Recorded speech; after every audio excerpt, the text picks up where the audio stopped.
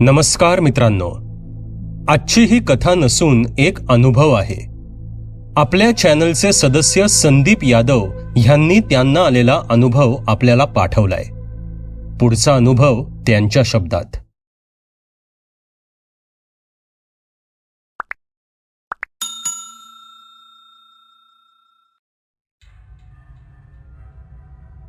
नमस्कार मित्रांनो, माझं नाव संदीप यादव. ही गोष्ट साधारण 2007 मधील आहे. मी सातारा जिल्ह्यातील जावळी तालुक्यातील एका गावात राहणारा. मी नुकतीच 10वीची परीक्षा दिली होती.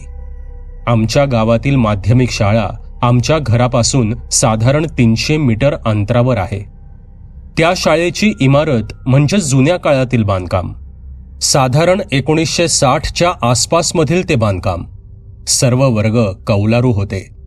2 एकर परिसरात शाळेचं ग्राउंड होतं.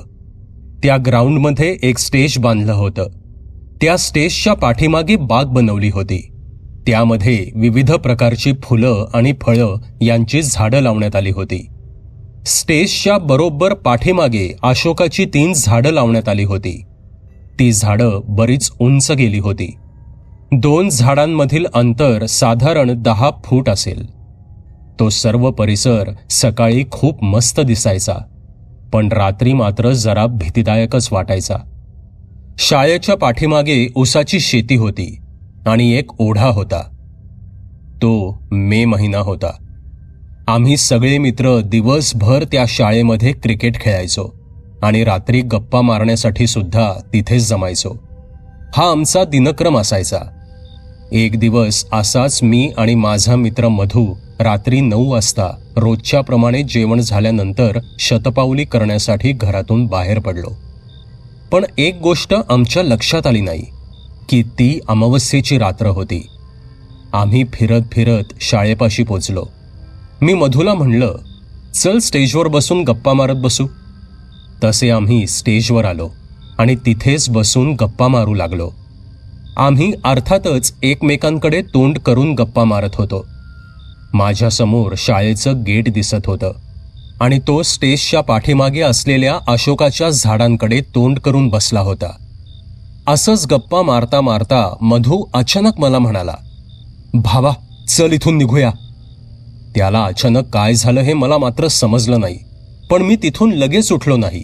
हे बघून त्याने मला जोराने हाताला धरून ओढलं आणि तो चालू लागला. तसं मी सुद्धा त्याच्या मागे चालू लागलो. थोडं पुढं आल्यावर मी त्याला विचारलं, अरे झालं तरी काय? तेव्हा तो म्हणाला, मधल्या अशोकाच्या झाडापाशी एक माणूस दिसला. तो पूर्ण जळालेल्या अवस्थेत उभा होता आणि आपल्याकडे बघून हसत होता. हे ऐकून मला सुद्धा खूप भीती वाटली आणि आम्ही धावतच त्या शाळेच्या बाहेर पडण्याचा प्रयत्न करू लागलो. पण तेव्हा एक गोष्ट मात्र विचित्र घडत होती. आम्ही त्या शाळेच्या बाहेर पडण्याचा प्रयत्न करत होतो खरं, पण आम्ही कितीही पळालो तरी बाहेर येऊ शकत नव्हतो. आम्ही जिथे होतो तिथून शाळेचं गेट आम्हाला दूरच भासत होतं. काहीच वेळात आम्हाला एका जोरदार किंकाळीचा आवाज ऐकू आला आणि काही शब्द कानावर पडले. आज तुम्ही वाचणार नाही. आणि अचानक जोरजोरात हसण्याचा आवाज आम्हाला आला आणि त्याच वेळेस माझा मित्र अचानक बेशुद्ध पडला. मी त्याला उठवण्याचा प्रयत्न करत होतो, पण तो उठतच नव्हता. तसं मला काय झालं कोण जाणे. मी जोरजोरात गणपती बाप्पा मोरया असा जयघोष चालू केला आणि तेवढ्यात माझ्या तोंडावर कसला तरी उजेड पडला. तो उजेड टॉर्चचा होता. आमच्या घरचे आम्हाला शोधत तिथे आले होते. त्यांनी आम्हाला घरी आणलं. मधूला खूप ताप आला होता. घरी आल्यावर मी पाहिलं तर रात्रीचे 12 वाजले होते. म्हणजे आम्ही जवळजवळ 3 तास त्या भयान चक्रात अडकलो होतो. सकाळी त्याला डॉक्टरांकडे नेलं. मग आम्ही रात्री घडलेला प्रकार घरी सांगितला.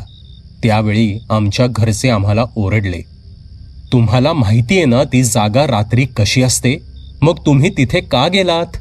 शाळेमागच्या ओढ्यात खूप लोकांनी फास लावून जीव दिलाय आणि एका माणसानं स्वतःला जाळून घेतलंय. खरं तर या सर्व गोष्टी आम्हाला माहीत होत्या, पण आम्हाला कधी काही जाणवलं नसल्यामुळे आम्ही काही सिरियसली घेतलं नव्हतं. असाच अनुभव बऱ्याच लोकांना आलाय. त्या दिवसापासून आम्ही कधीच रात्री तिथे गेलो नाही. आता ती शाळा पाडून त्या जागी नवीन इमारत बांधण्यात आली आहे. ती अशोकाची झाडं कापण्यात आली आहेत. आजही ती रात्र आठवली तरी अंगावर काटा येतो. त्या दिवशी गणपती बाप्पानेच आमचा जीव वाचवला. मित्रांनो, हा अनुभव तुम्हाला कसा वाटला ते कॉमेंटमध्ये नक्की सांगा. पुन्हा भेटूयात अशाच एका भयकथेसोबत. धन्यवाद. सबस्क्राईब करा एटी स्टोरी टेलर चॅनलला आणि बेल आयकन दाबून ऑलवर क्लिक करा आमचे व्हिडिओज सगळ्यात आधी बघण्यासाठी.